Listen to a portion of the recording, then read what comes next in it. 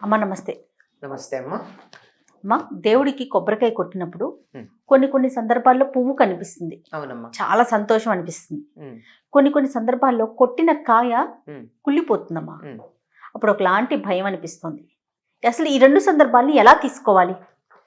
అమ్మ, కాయలో పువ్వు వచ్చింది అంటే దాన్ని పువ్వు అంటాం కానీ అది మొలక అన్నమాట. అవును. అవును. అందువల్ల ఏదైనా ఒక మొలక వచ్చిందంటే మంచిది అన్న ఉద్దేశంలో తీసుకుని, అది కాలాన్ని బట్టి ఎప్పుడు పడితే అప్పుడు రాదు కదా.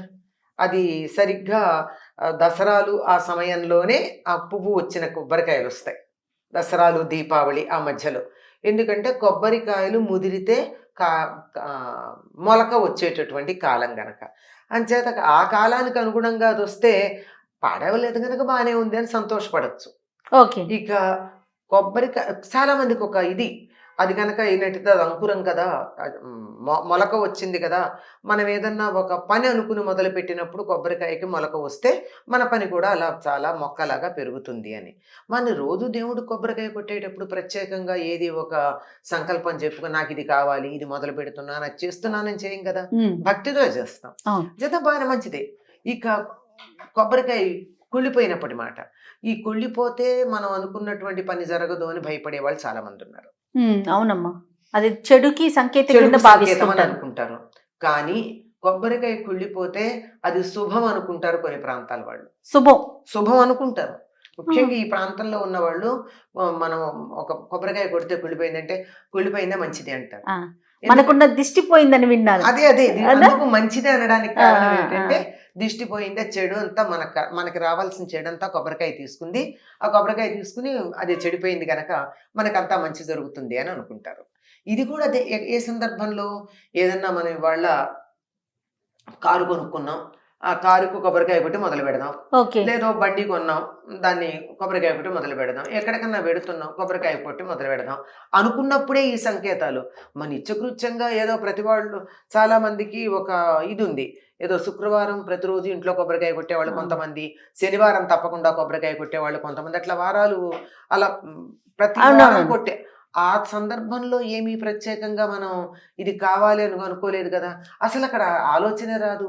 మనం 10 అరటిపళ్ళు తెచ్చాం. ఒకటి హ్మ్, కిందిలా పెట్టడం వల్ల అతుక్కుపోయింది. హ్మ్. అతుక్కుపోయి పాడైంది. అదేమన్నా మనం దేవుడి కోసం తెచ్చిన అరటిపళ్ళ డజనో, అర డజనో తెస్తే అక్కడ కింద పెడితే కిందది మెత్తబడిపోయి, నల్లబడిపోయిందని చెప్పి అదేమన్నా జుట్టు పీక్కుంటున్నామా? లేదు లేదు కదా! గదా! ఆ! లేదు. ఇంట్లోనే దేవుడికి నైవేద్యం పెట్టడానికే బోలెడు తెచ్చాం ఏవో పదార్థాలు. వండుతున్నాం. అందులో ఒక ఒక కాయలో పురుగొచ్చింది. అంటే మా పనంతా అయిపోయిందని బాధపడతామా? హ్మ్. లేదు గదా! అవన్నీ ప్రకృతి సహజం. జరుగుతూ ఉంటాయి. గుర్తుంచుకోవాల్సిందేమిటంటే కొబ్బరికాయని ఎన్నుకోవడం రాలేదు.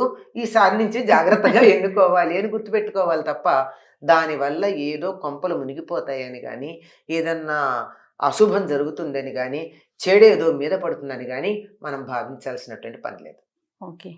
అంతే. దాన్ని క్యాజువల్‌గా తీసుకోవటమే. చాలా సామాన్యంగా దీనికి మా గురువుగారు మరొక విషయం గూడా చెప్తారు. అది కూడా మనం పర్సనల్‌గా తీసుకుంటేనే బాధపడుతున్నాం గానీ లేకపోతే కాదు. ఆయన చెప్పిన ఉదాహరణ చెప్తున్నాను. నాది సొంతం కాదు. మన ఇంట్లో ఏదో ఒక శుభకార్యం మొదలుపెడుతూ కొబ్బరికాయ కొడితే అది కుళ్ళిపోతే బాధపడుతున్నావా? అదే ఆఫీస్‌లో కొడితే బాధపడతావా?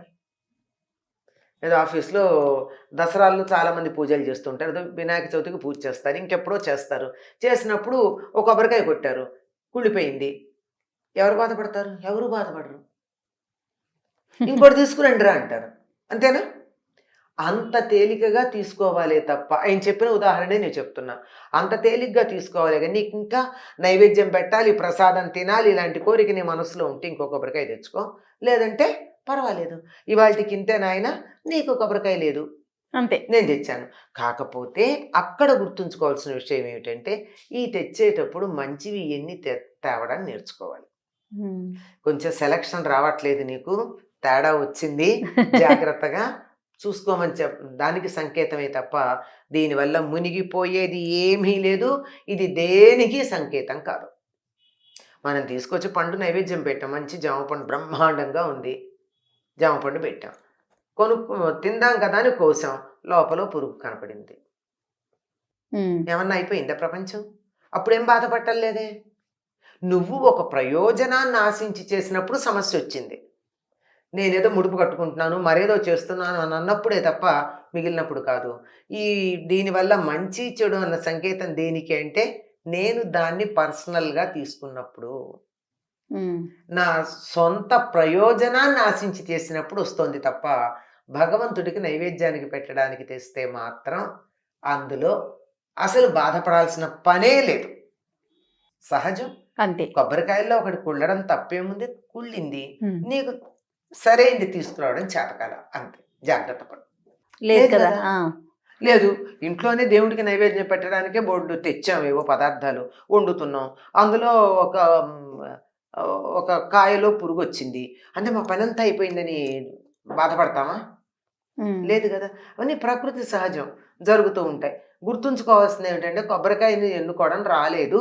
ఈసారి నుంచి జాగ్రత్తగా ఎన్నుకోవాలి అని గుర్తుపెట్టుకోవాలి తప్ప, దానివల్ల ఏదో కొంపలు మునిగిపోతాయని గానీ, ఏదన్నా అశుభం జరుగుతుందని గానీ, చెడేదో మీద పడుతుందని గానీ, మనం భావించాల్సినటువంటి పని లేదు. ఓకే. అంతే. దాన్ని క్యాజువల్ గా తీసుకోవడమే. చాలా సామాన్యంగా దీనికి మా గురువుగారు మరొక విషయం గూడా చెప్తారు. అది కూడా మనం పర్సనల్‌గా తీసుకుంటేనే బాధపడుతున్నాం గానీ లేకపోతే కాదు. ఆయన చెప్పిన ఉదాహరణ చెప్తున్నాను. నాది సొంతం కాదు. మన ఇంట్లో ఏదో ఒక శుభకార్యం మొదలుపెడుతూ కొబ్బరికాయ కొడితే అది కుళ్ళిపోతే బాధపడుతున్నావా? అదే ఆఫీస్‌లో కొడితే బాధపడతావా? ఏదో ఆఫీస్‌లో దసరాల్లో చాలామంది పూజలు చేస్తుంటారు. ఏదో వినాయక చవితికి పూజ చేస్తారు. ఇంకెప్పుడో చేస్తారు. చేసినప్పుడు ఒక కొబ్బరికాయ కొట్టారు. కుళ్ళిపోయింది. ఎవరు బాధపడతారు? ఎవరు బాధపడరు. ఇంకోటి తీసుకురండిరా అంటారు. అంతేనా? అంత తేలికగా తీసుకోవాలే తప్ప ఆయన చెప్పిన ఉదాహరణే నేను చెప్తున్నా. అంత తేలిగ్గా తీసుకోవాలి గానీ నీకింకా నైవేద్యం పెట్టాలి, ప్రసాదం తినాలి ఇలాంటి కోరిక నీ మనసులో ఉంటే ఇంకో కొబ్బరికాయ తెచ్చుకో. లేదంటే పర్వాలేదు. ఇవాల్టికి ఇంతే నాయనా నీకు కొబ్బరికాయ లేదు. అంతే. నేను తెచ్చాను. కాకపోతే అక్కడ గుర్తుంచుకోవాల్సిన విషయం ఏమిటంటే, ఈ తెచ్చేటప్పుడు మంచివి ఎన్ని తేవడం నేర్చుకోవాలి. ఉమ్. కొంచెం సెలక్షన్ రావట్లేదు నీకు, తేడా వచ్చింది. జాగ్రత్తగా చూసుకోమని దానికి సంకేతమే తప్ప, దీనివల్ల మునిగిపోయేది ఏమీ లేదు. ఇది దేనికి సంకేతం కాదు. మనం తీసుకొచ్చి పండు నైవేద్యం పెట్టాం. మంచి జామ పండు బ్రహ్మాండంగా ఉంది. జామ పండు పెట్టాం. తిందాం కదా అని కోసాం. లోపల పురుగు కనపడింది. ఉమ్, ఏమన్నా అయిపోయిందా ప్రపంచం? అప్పుడేం బాధపట్టలేదే. నువ్వు ఒక ప్రయోజనాన్ని ఆశించి చేసినప్పుడు సమస్యొచ్చింది. నేనేదో ముడుపు కట్టుకుంటున్నాను, మరేదో చేస్తున్నాను అని అన్నప్పుడే తప్ప మిగిలినప్పుడు కాదు. దీనివల్ల మంచి, చెడు అన్న సంకేతం దేనికి అంటే, నేను దాన్ని పర్సనల్‌గా తీసుకున్నప్పుడు. ఉమ్, నా సొంత ప్రయోజనాన్ని ఆశించి చేసినప్పుడు వస్తోంది తప్ప, భగవంతుడికి నైవేద్యానికి పెట్టడానికి తెస్తే మాత్రం అందులో అసలు బాధపడాల్సిన పనే లేదు. సహజం. అంతే. కొబ్బరికాయల్లో ఒకటి కుళ్ళడం తప్పేముంది? కుళ్ళింది. ఉమ్, నీకు సరైంది తీసుకురావడం చేతకాల అంతే. జాగ్రత్త పడు. తప్పకుండా అమ్మా. హ్మ్. నమస్తే. నమస్తే అమ్మ.